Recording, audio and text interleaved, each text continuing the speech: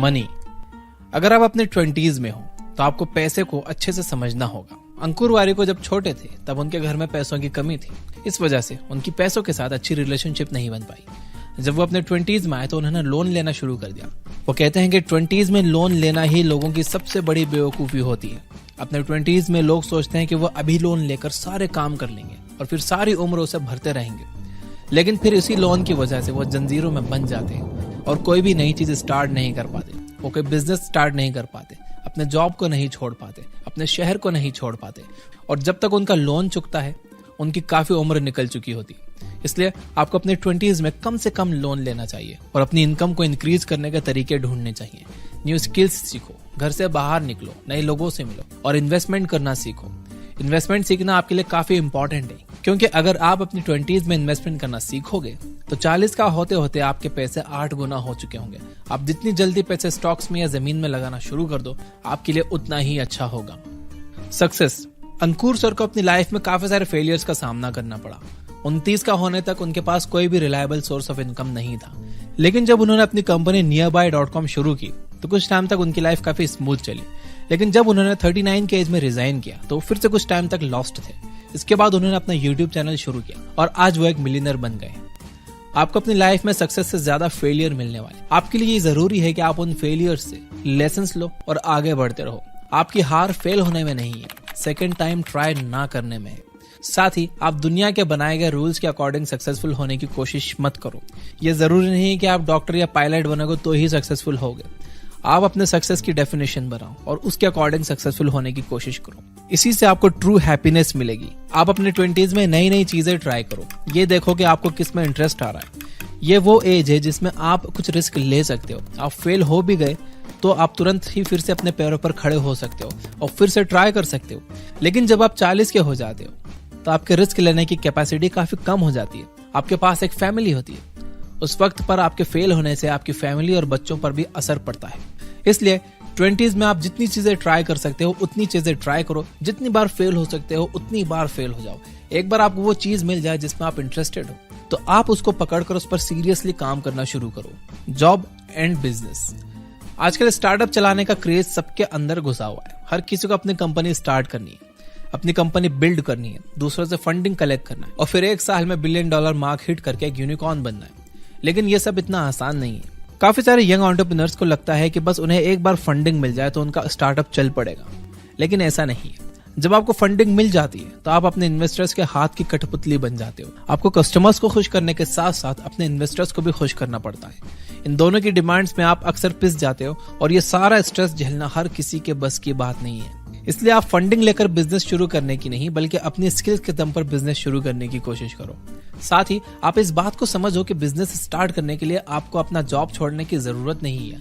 In fact आप अपना job तब तक मत छोड़ो जब तक आपके बिजनेस से मिलने वाले प्रॉफिट्स आपकी सैलरी का डबल ना हो जाए। इस केस में आप अपने जॉब कॉन्फिडेंटली छोड़ सकते हो, क्योंकि अब आपको पता है कि अगर आपका बिजनेस अपना आधा पोटेंशियल भी खो दे तो भी आप अपने बिल्स टाइम पर भर पाओगे और आपको किसी से लोन नहीं लेना होगा।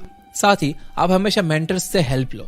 मेंटर्स आपको रास्ता दिखाते हैं। वो आपको बताते हैं कि आपको कौन कौन सी मिस्टेक्स नहीं करनी है ताकि आप कम से कम टाइम में अपने गोल को अचीव कर सको। इससे आपके बहुत सारे पैसे और टाइम बचता है। आप कभी ऐसे मेंटर को मत चुनिए जो आपसे बहुत ज्यादा सक्सेसफुल हो। अगर आप अभी सिर्फ 20,000 रुपए महीना कमा रहे हो तो महीने में 20 लाख कमाने वाले को मेंटर मत बनाओ। हाई लेवल के मेंटर्स आपको बेसिक कॉन्सेप्ट्स नहीं समझाएंगे। आपको वो कॉन्सेप्ट्स खुद से सीखना होंगे। इसलिए उस बंदे को मेंटर चुनो जो आपसे 5 गुना आगे हो। आप उसे मेंटर चुनो जो वो काम कर चुका हो जो आप करना चाहते हो। Skills and experience. आप अपने 20s में काफी कुछ सीख सकते हो। ये वो गोल्डन एज है जब आपके पास रिस्पॉन्सिबिलिटीज बहुत कम होती है और आजादी सबसे ज्यादा। आपके पास ना तो फैमिली है ना ही कोई बीमारी। ऐसे में आप बहुत तेजी से आगे बढ़ सकते हो।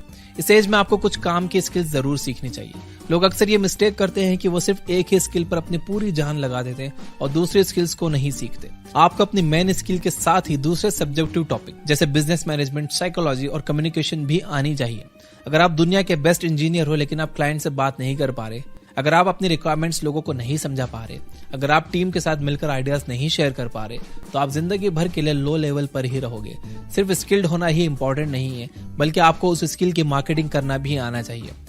आपको खुद को सेल करना आना चाहिए। इसी के जरिए लोग आपको नोटिस करेंगे और जब लोग आपको नोटिस करेंगे तो ही आप कामयाब हो पाओगे। साथ ही आप स्मार्ट वर्क करो। हार्ड वर्क तो एक गधा भी करता है, लेकिन वो कभी जिंदगी में आगे नहीं जाता।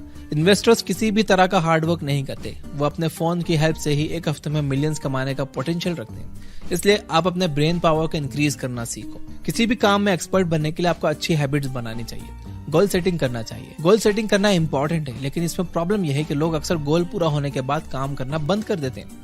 अगर आपका टारगेट 200 सेल करना है और आपने 200 सेल पूरी कर ली है, तो इसके बाद आप आलसी हो जाओगे। इसलिए आप गोल सेटिंग से ज्यादा अच्छी हैबिट्स बिल्ड करने पर फोकस करो।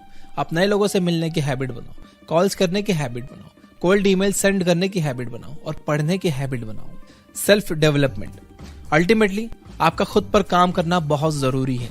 आप एक्सरसाइज करो और अपनी हेल्थ पर फोकस करो। लोग अक्सर अपने 20s में अपनी हेल्थ को इग्नोर करते हैं और इसकी कीमत उन्हें अपने 30s में चुकानी पड़ती है। अगर आप अपनी अच्छी डाइट और एक्सरसाइज की हैबिट डाल लोगे तो आप आगे चलकर एक हेल्दी और सक्सेसफुल लाइफ एंजॉय कर पाओगे।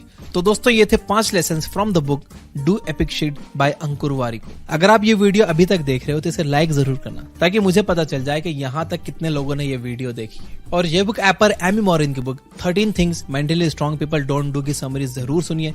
इस किताब से आप मेंटली स्ट्रांग बनना सीखोगे। ये एक फ्री समरी है और हिंदी में है, और ये बुक ऐप पर कोई एड्स भी नहीं आते।